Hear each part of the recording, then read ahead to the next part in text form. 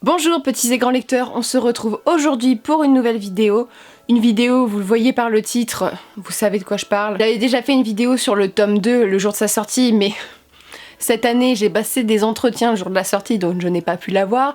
Et dans tous les magasins de ma ville, il a été dévalisé. Et comme dans ces moments-là, j'ai la patience d'une enfant de 4 ans qui n'a pas eu ses jouets pour Noël, voilà, j'avais vraiment envie de lire ce livre. Je l'ai commandé sur Price Minister pour l'avoir au plus vite. Je l'ai eu quelques jours après, mais j'étais intenable. Et quand j'ai vu les premiers avis tomber, j'étais en mode « Mais stop et tout, arrêtez d'en parler !» J'étais dans un état de frustration extrême. Et j'ai entamé ce livre qui, comme d'habitude, vous serez pas étonnés, a été un coup de cœur. Donc je parle de La Mémoire de Babel, donc c'est le troisième tome de La Passe-Miroir, toujours de Christelle Dabos. Alors, ce livre, il est différent des autres. Vraiment. J'ai pas ressenti la même magie que j'avais eue dans les deux premiers tomes, faut dire ce qui est, mais c'est une autre sorte de magie qui s'est peint à moi, notamment parce que les personnages évoluent. Je vous refais pas le speech parce que sinon ça va vous spoiler en fait les deux premiers tomes. Je vous conseille juste de lire cette série parce que c'est une série française, que c'est très bien écrit et que c'est original. Et ce livre a la particularité d'être... voilà, comme je le disais, différent des autres. En effet, dans ce livre-ci, on retrouve Ophélie 2 ans, je crois, après l'incident qui s'est passé dans le tome 2. Donc on retrouve une Ophélie adulte, voilà, plus réfléchie, presque dans un état de deuil en fait, d'une certaine façon, qui est retournée sur son île, donc Anima, et que l'on retrouve lors d'une fête que l'on célèbre là-bas. Elle est sans nouvelles de Thorn et on sait pas trop ce qui se passe, et en fait ce livre va nous amener à la mémoire de Babel. En clair, ce livre il est très différent des autres parce qu'il y a cette parenthèse... comment dire ? Il y a cette parenthèse dans le temps, comment on appelle ça, cette ellipse temporelle, et donc ici on a des personnages qui ont grandi. Donc on retrouve nos personnages principaux, Ophélie, la tante de Thorn, comment on appelle ça ? Pas la matrone, mais la dame de compagnie d'Ophélie, Archibald, et puis vous verrez si on retrouve Thorn ou pas. Mais c'est une lecture que j'ai appréciée, donc à partir de ce moment-là, je vais spoiler.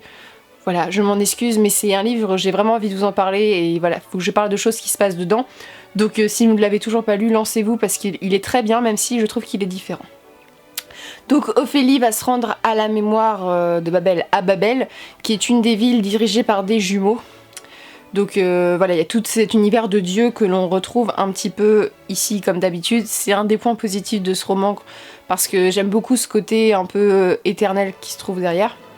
Et donc Ophélie, elle a vachement évolué par rapport à avant, elle est beaucoup plus mature, elle réfléchit, elle se bouge un peu plus que l'Ophélie qui était assez timide d'avant, et elle se rend à Babel avec Archibald qui l'emmène là-bas et qui la laisse avec tout un jeu avec des roses des sables que j'ai beaucoup aimé. Je trouvais ça très poétique.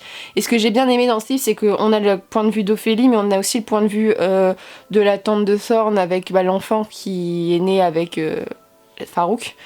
Et cet enfant qui est assez extraordinaire, c'est très mystérieux, ça donne extrêmement envie d'en savoir plus. Voilà, puis Farouk qui évolue aussi, c'est un personnage que j'avais beaucoup aimé dans le tome 2, même s'il était bizarre. C'est tout ce côté, puis la tante de Thorn, je l'adore. Si c'est bien sa tante, parce que vous savez, moi j'ai une mémoire de poisson rouge, donc j'ai déjà oublié certains éléments. Voilà. Déjà, ce point positif là, Archibald est toujours aussi intéressant, voilà. C'est vraiment des personnages qu'on retrouve par touche, donc on les abandonne pas. Et le point de vue d'Ophélie, alors... franchement, je m'attendais pas... En fait, j'ai commencé à savoir quel était l'élément un peu perturbateur vers la fin, parce que, voilà, j'avais commencé à faire le tri des personnages qui ne pouvaient pas commettre ce genre de choses, et vers... une centaine de pages avant la fin, j'ai commencé à me douter de ce qui allait se passer, mais bon, c'est quand même assez tard et j'ai vraiment cherché dans ma lecture. Mais c'est une intrigue qui est vachement bien ficelée, vraiment. Et ce que j'ai aimé, c'est que l'univers s'ouvre en fait. Il est différent dans le sens qu'on n'est plus sur la terre natale de Thorn ou sur la terre de Ophélie. On est totalement dans un autre monde avec d'autres règles très différentes de la cour du Nord. Ici, on est plutôt dans un climat chaud et humide avec des règles vestimentaires très particulières.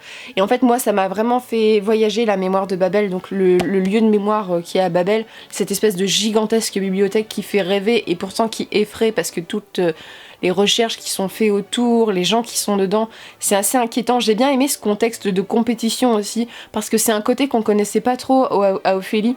Et en fait, on voit que c'est depuis qu'elle côtoie Thorne, en fait, elle a développé d'autres traits de caractère, dont celui-ci je trouve d'être un peu compétitif. Donc c'est bien parce que le personnage sort un peu de sa coquille. Et voilà, toute cette quête a été très très intéressante. Les personnages secondaires, l'intrigue. Alors à un moment, il y a un mec, je me suis demandé s'il a dragué ou pas. Voilà, voilà, comme il n'y a plus Thorne, on se demande où ça va mener, où il est là, où il est Thorne. Moi j'étais bon, mais où es-tu? Je ne le vois plus. J'étais perturbée parce que c'est un de mes personnages préférés de ces dernières années, parce que j'aime beaucoup ce type de personnage. Mystérieux sans être cliché et d'un caractère insupportable en général. C'est des personnages que j'aime bien parce qu'ils ont des raisons d'être comme ça en général. Et là, voilà, j'ai vraiment beaucoup aimé cette évolution de personnage, ce climat, cet effet de bibliothèque un peu dangereuse avec ce gardien qui protège un peu Ophélie, qui est maladroit, qui attire les malédictions, qui m'a beaucoup touchée, voilà. Et gros point positif, voilà. Quand on voit qui est Sir Henry, j'étais oh mon Dieu! Et la scène, non mais cette scène où il la voit et qu'il ne réagit pas d'un poil, du genre il l'ignore presque, j'étais oh mon cœur est en train de se briser, vraiment voilà, j'étais mais sous tension, j'ai dit mais qu'est-ce qu'il va dire, voilà, on n'a pas vu quelqu'un depuis 2 ans, puis leur relation était tellement compliquée déjà à la base, puis monsieur ce qu'il avait fait avant de partir, le petit mot là, j'ai fait voilà, il y a de l'amour dans l'air comme on dit, donc ça voilà, les réactions, et puis en fait, toutes les scènes d'intimité avec Thorne ont été hyper émouvantes pour moi parce que c'est une relation que j'aime vraiment. Et je trouve qu'elle est elle est naturelle selon moi. Il y a ce genre de couple existe, je pense, dans la vraie vie. Des gens qui n'arrivent pas à assumer leurs sentiments, des gens qui ne savent pas communiquer dans les couples. Il y a beaucoup de gens qui savent pas communiquer. Et voilà, c'est vraiment retranscrit. Et puis la scène où... La scène de fin, j'étais à moitié oh mon dieu, et j'ai trouvé ça très bien parce que, alors selon ce que j'ai compris, hein, ils sont en train de faire des trucs, mais ça reste de la jeunesse, c'est très bien tourné la façon dont c'est fait, et à la fin, voilà, parce que Ophélie elle apprend des choses par rapport à Dieu, et quand on voit aux dernières pages ce qu'il se passe, mais on se dit mais putain faut que j'ai la suite, ça, voilà, c'est vraiment on a un climat de tension qui est vraiment à la fin, ça ne vaut pas la fin du tome 2 qui a été la plus effroyable fin de ma vie. J'ai vraiment eu du mal à supporter cette fin, ici elle est supportable mais on a vraiment envie de savoir la suite parce qu'on est dans un contexte de fin du monde imminente qui est très intéressant. Mais voilà, je suis très satisfaite de cette lecture qui est très différente.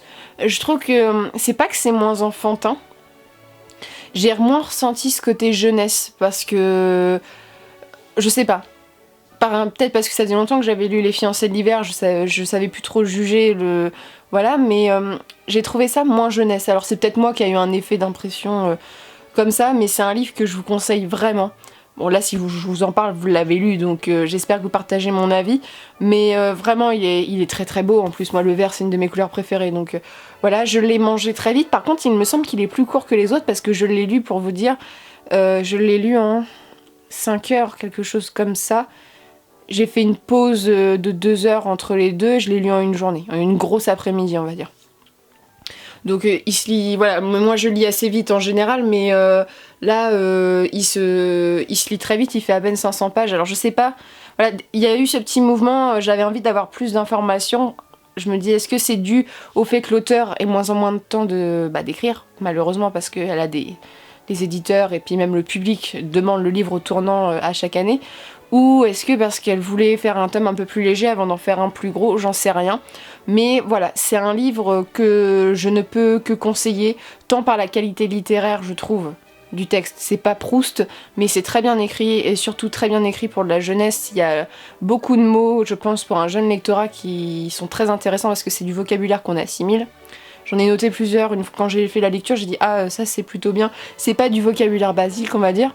L'histoire, elle est bien ficelée. Il est différent des autres tomes. Ce qui est bien, c'est qu'on ne s'installe pas dans une routine aussi de lecture.